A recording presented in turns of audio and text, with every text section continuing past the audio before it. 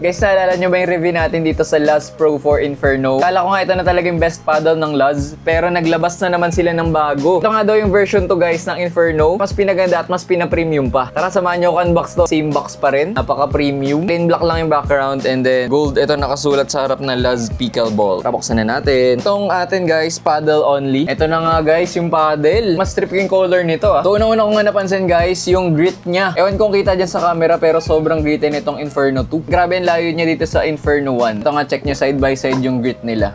Yun. Pero same pa rin nga yung design guys. Plain dito sa likod and then may Luz sa gilid. Sa kabila, ito nga yung signature design ng Inferno. Angas diba? Mas kita yung lines. Kaprint dito guys sa gilid, Inferno 2 16mm, may apoy. And sa kabila, Aero Black surface. Ito nga yung tawag guys dito sa very gritty nilang surface. Mas bet ko ngayon ganitong colorway guys yung gradient. Yellow, orange, black. Lakas nga maka-aesthetic. Ito nga guys side by side sa Inferno 1. And dito sa kabila. Halos same sila talaga ng shape, ng haba, ng length. Tapos nga guys may OP tayo. Try ko to gamitin. Magra-right ako. Check natin yung performance niya. Tignan nga rin natin kung malaki ba ang difference ng Inferno 2 sa 1. Sound check natin guys.